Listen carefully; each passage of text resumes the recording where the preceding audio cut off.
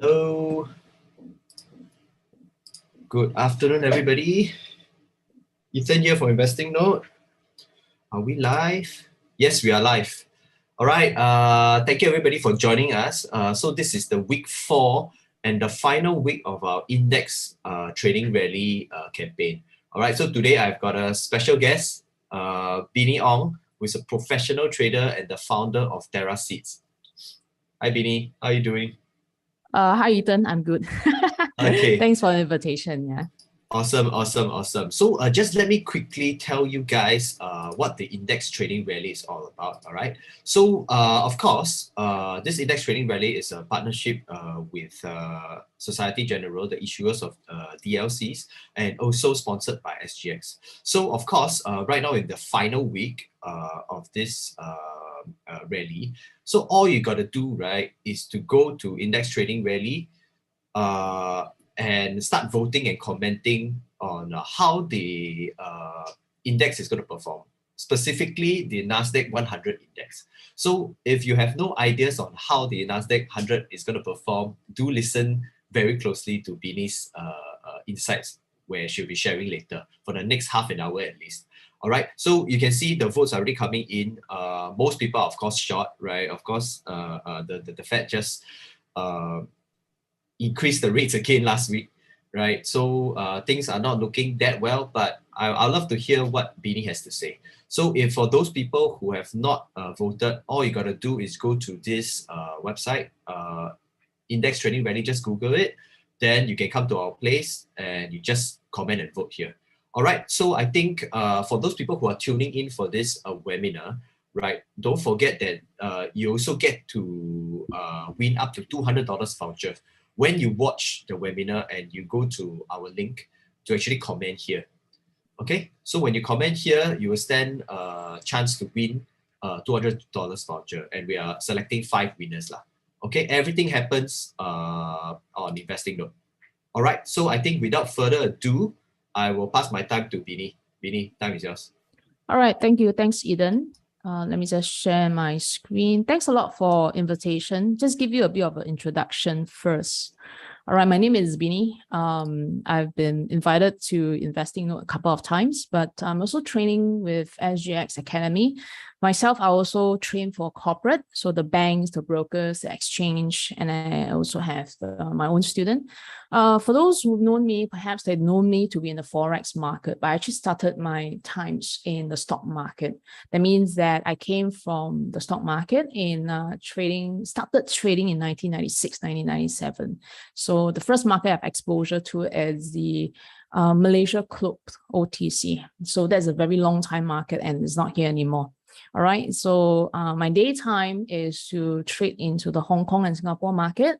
Then a lot of my trades are actually automated for the Forex. So that's happened during the afternoon.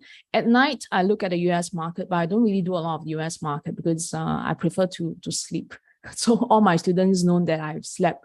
I will sleep quite early, but I also involved in the US options. But I only sell the options. All right. So today, what I want to do is I want to start off with talking about the currency market because there's something that happens really very important, and I think that you need to know about it.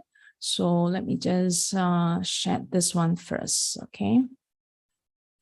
Now, first, I want to talk about the pound fresh crashed. Pound is the currency in UK, and why is that important in understanding the stock market? So first, let's talk about the pound fresh crash this morning. And then we move on to the various financial crises that we've seen and why they started off with the Forex market.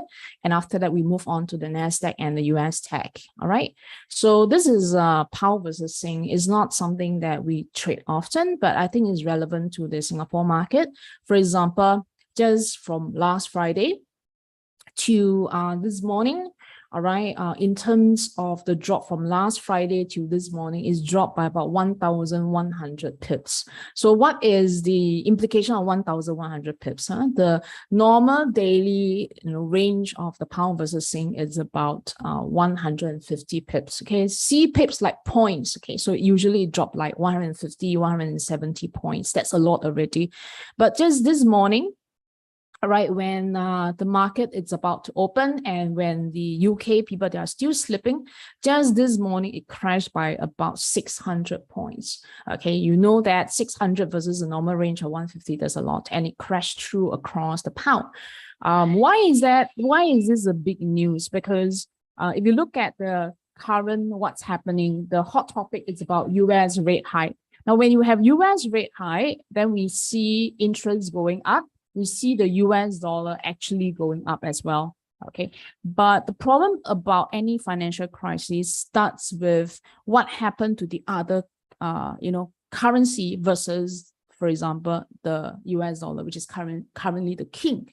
Okay, so just to recap a little bit, for example, we've seen that pound dropping, so that was a sell for us. Okay, so this was that sell for us, but even today, when I'm talking to you, this sell is going to be very this drop, right, in pound today is going to be a big headline in the financial market, maybe not in Singapore but in the world's market, because then we're going to see, for example, how the Bank of England is going to come out when they wake up to try to save the pound. Okay, now why is this important? Let me just share another chart that I have. Just give me a minute,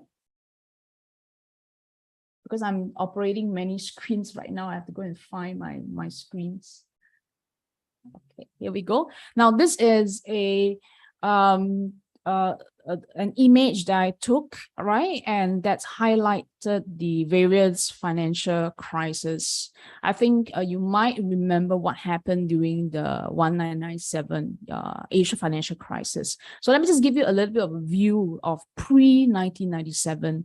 So in 1996, for example, if you invest in or trade or invest in any of the market, you don't really need to have a lot of technique. You just need to be able to buy and hold. So basically that time of trading is you buy any stocks, hold for a while, you sure make money. So that was similar to what happened during the last 10 years. Okay, you buy US stocks, you hold, and then you keep it there for a while and you make money. So that was what happened in the 1996. But comes 1997, what happened? There was a huge crash in the stock market, and that was led by the the currency market. But what was known to us was that George Soros actually attacked the Thai baht. So the underlying story was, why was he successful? He was successful because the Asia economy was really very weak at that point of time. Okay, why was it so? Because pre-1996, let's take a look at what happened in 1990s, 1990. The US federal rate, the Fed rate, was about 9 to 10%. So that was high, right? But we saw that during this period of time, let me just try to highlight that. During this period of time, that means during this time here, just give me a minute. Just use this one. Okay, during this period of time here, you can see that the US Fed rate has been dropping. Okay, so it means that when the rate was dropping, implied that also USD was dropping, the US dollar was dropping. All right, so a lot of companies borrowed in US dollar debt. So they borrowed in US dollar denominated money denominated in USD, because USD was dropping at that point of time versus their own currency. And we have also the rate also dropping. So for example, we talk about if you look at 1990s, okay, 90s here. So if I borrow in USD, I might be able to borrow in 2%. So that's cheap, right? And the rate in Sing dollar could be at that point of time, let's say 1.3, for example, but dollar versus Sing. But coming into 1997, okay, or maybe pre-1997, before the financial crash, the rate starts to increase as what we are seeing right now. So the rate could be, let's say, going higher to 4%, all right?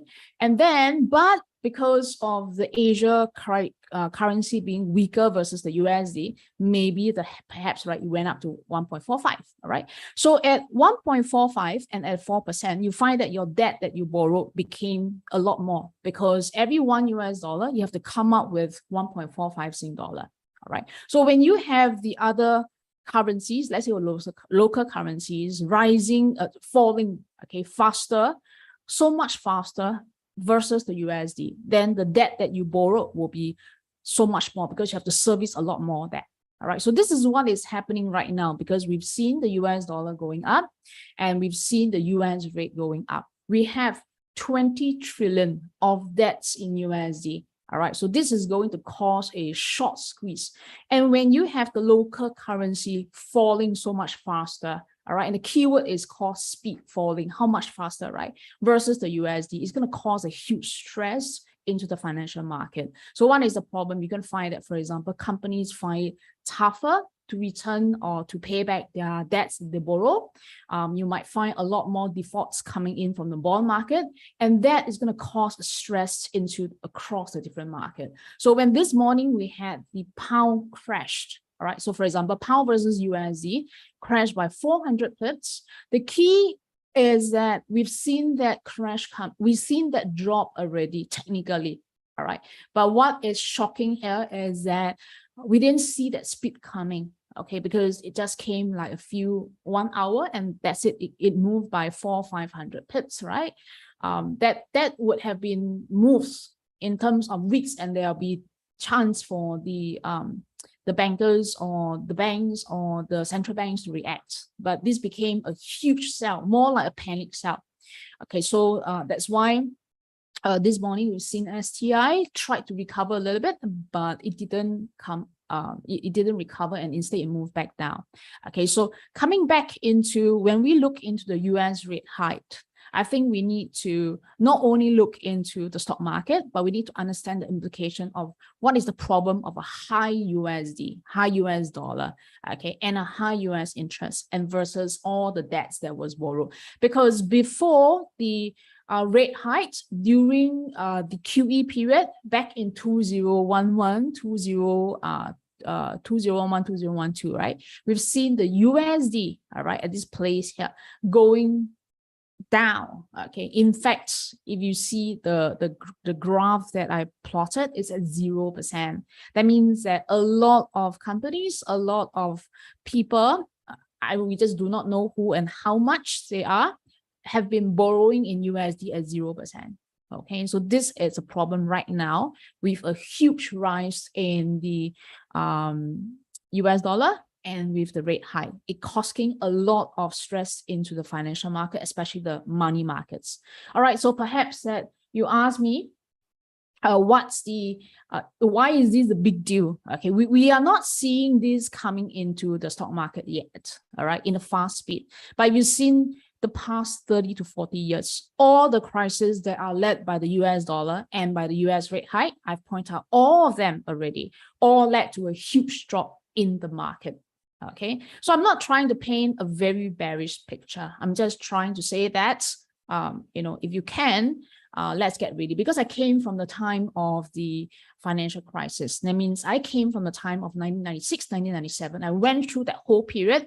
The only thing that at that point of time we were interested in looking at what is the currency rate of Thai baht versus USD, what was the currency rate of exchange rate, right, of Indonesia rupiah against USD. So for example, if one fine day the news reported Indonesia rupiah is again at 18,000, we would just sweat. I would just sweat there in front of the screen, because that is not very good news. All right, because the US dollar kept going up, the Asia currency kept going down, and we know, for example, Malaysia went for currency control. So all these had a huge implication, and I'm just trying to bring this up because I came from the forex market as well, and also the stock market. So I'm able to put this into perspectives to give you a little bit of a broad overview.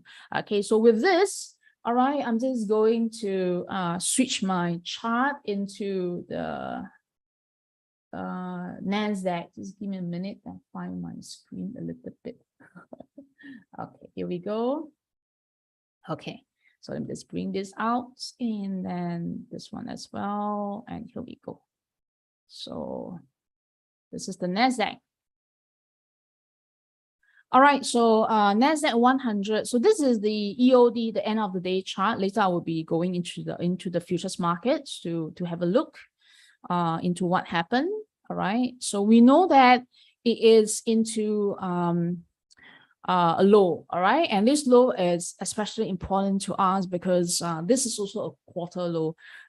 So because I work a lot with the banks and a lot with the in terms of automations with some of the major proprietary trading team. All right. So on the fundamental side, we look a lot in the quarter prices. Okay. So the current level right now at 11,000 happens to be a quarter low. All right.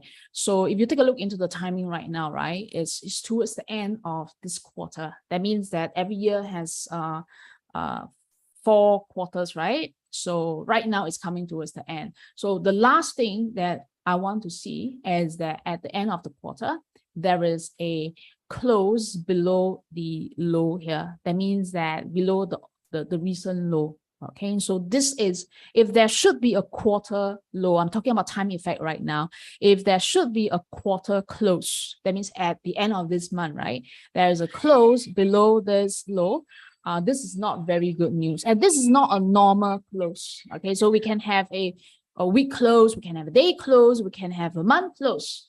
All right, but on the fundamental side, on the bigger scale, on the fund sides, okay, we never want to see a quarter close. All right, so as you know, 11,000 is that key level. It's hard to say whether 11,000 will be broken because we've not seen that yet today.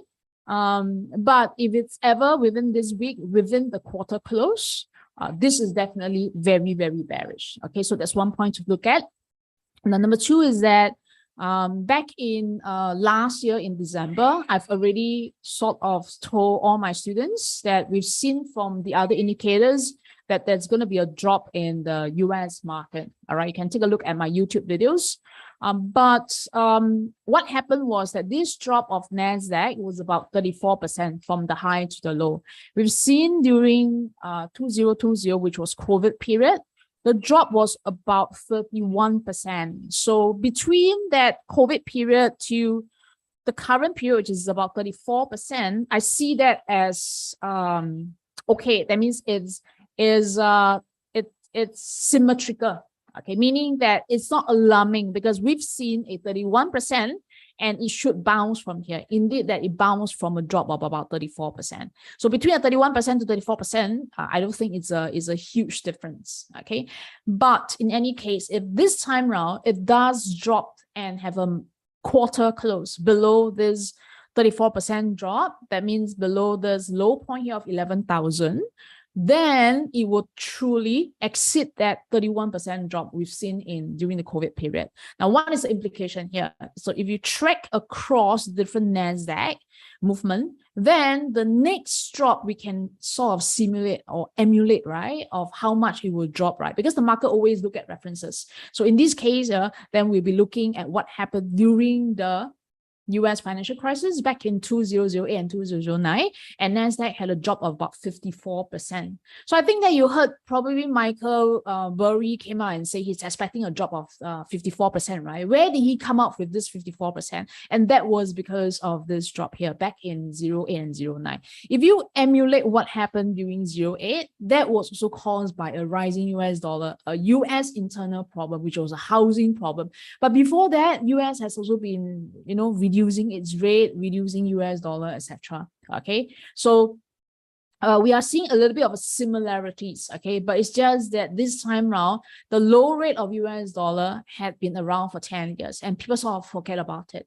All right. So, but the fact is, we are seeing an increase, and then as long as we do not see huge stress, okay, from the G7 or the Asia currency, that means they don't drop too fast against the US dollar, I think we shouldn't be too bearish. But if it does, and I think that we might be having a reference to this 54% drop.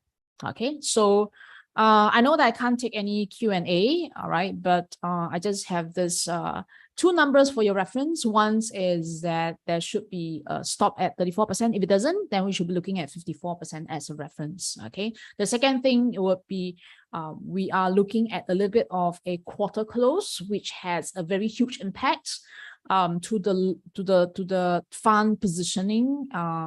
People call that a window dressing, etc. I don't call that, but it's just that every quarter close, it's going to be very important, especially for the huge pension funds out there who are moving trillions of dollars around.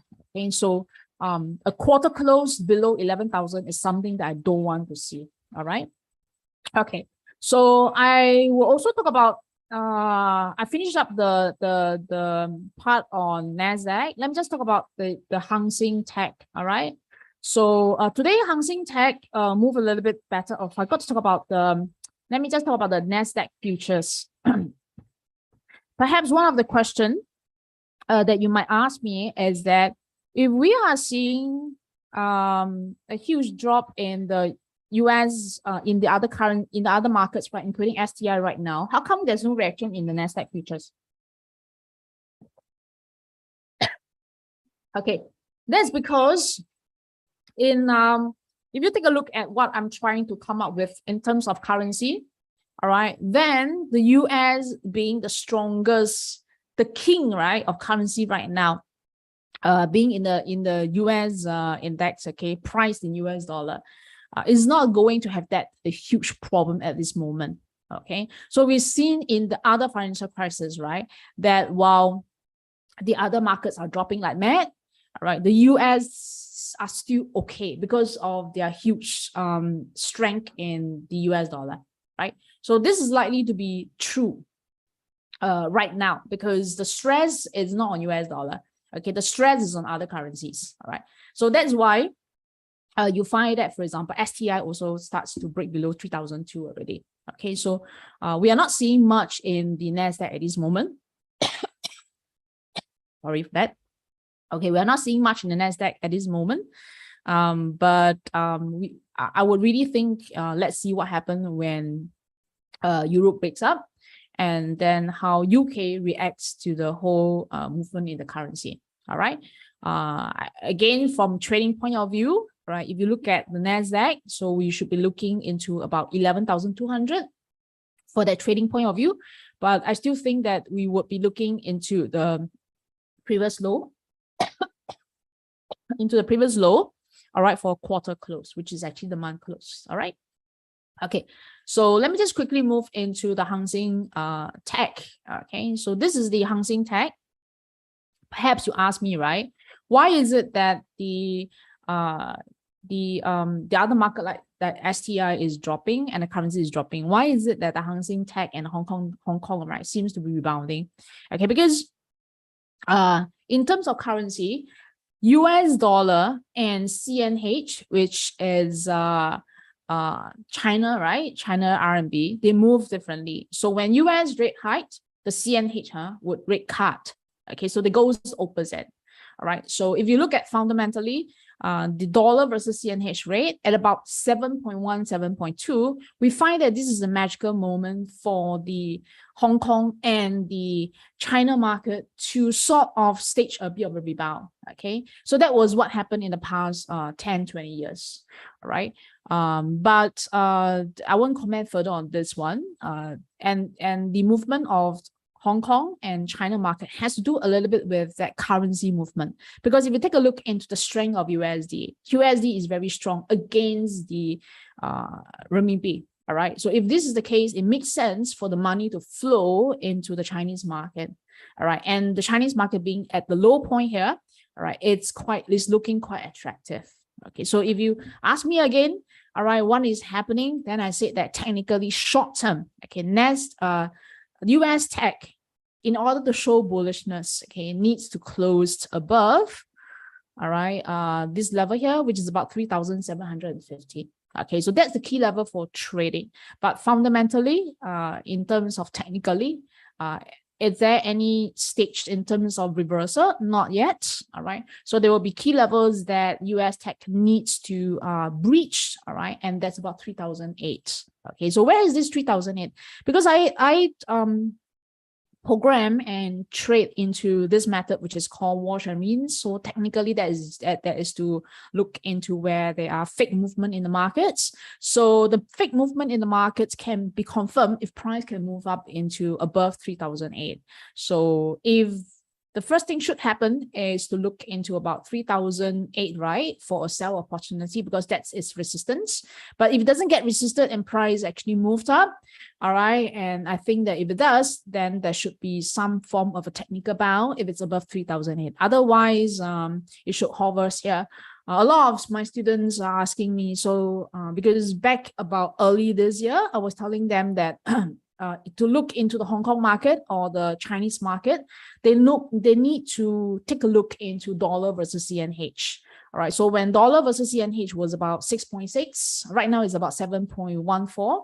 I told them that, they should only track dollar versus CNH. If dollar versus CNH doesn't move to above 7, all right, in the range of 7.1 or 7.2, don't expect the Hong Kong or the China market to bounce. Okay, so right now we've seen that the Hong Kong the dollar versus CNH at 7.14. So let me just get you the rate here. Talking about a lot of FX here, huh? Okay, so it's about 7.16 today already. It's nearing that 7.2. So historically, we are talking about a 7.2 here, all right, as a high. And if you do a bit of a correlation, you find that 7.2 do correlates with a low into the Hong Kong and the Chinese market. So if this is the case, I'm expecting potentially the Chinese market will move different direction from the US market. That means the Hang Seng Tech might see a little bit of a support coming in. That means at this low side, whereas perhaps the US might continue to be weaker. Okay, so that's my bit of a perspective from today. So in any case, that if you're interested to trade into, let's say, the NASDAQ, so I'm also doing a lot of courses with SGX, especially on DLCs. Okay, I've just ended my season. I call that season because for SGX Academy, I run like 6 months course, and then I run the 3 months course in series.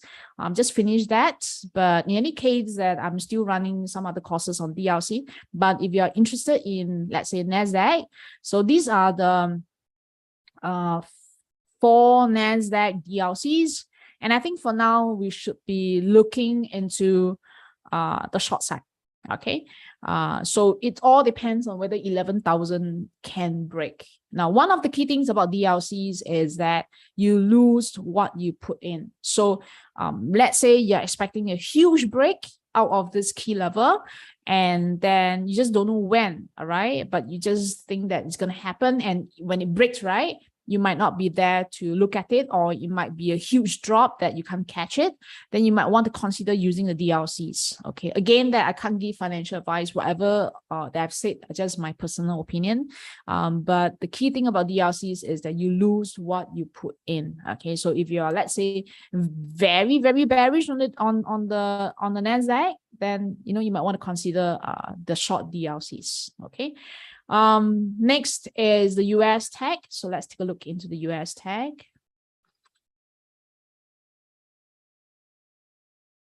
Not the US tech, so Hang Seng Tech. So I was talking about US tech, HS tech. All right, so HS tech, they are the short side, the short DLCs, and then the long sides. Okay, so if you want, you can look at the stars, the DLC with the stars. Okay, I usually would tell my students to look at the DLC with the stars. All right, but one of the key things I also look at is the spread percent. Okay, because the spread percent is also a very important indication in choosing DLCs. All right, you realize that those with a star plus a very nice spread percent are being chosen by the market. So if you really want to go short, then you might want to choose the one which is with the star with a lesser spread percent. Okay, and the one that with a higher trade volume. All right.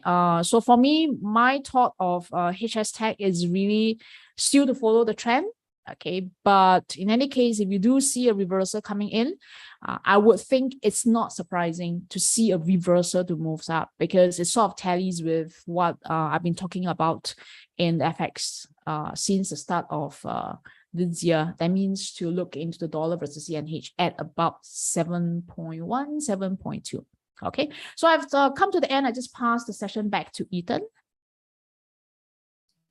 Right. Hey, thanks, Binni, for sharing. I think it's very insightful sharing because usually, I mean, as equity and traders and investors, right, we don't really see the connection or even the linkage between FX markets and equities and indexes, right? So I think it's very, very good insight over there. So if you guys are actually watching this or watching the replay later on, please do put in your comments on how the NASDAQ 100 is supposed to, what you think, right? Share your views and tag one SocGen DLCs, and we'll be picking 5 winners to win $200 each by the end of this week. All right. So once again, thank you, Binni, for sharing with us all these insights. I like the point on the Hang Seng Tech where we might see a very different movement in comparison with the US side.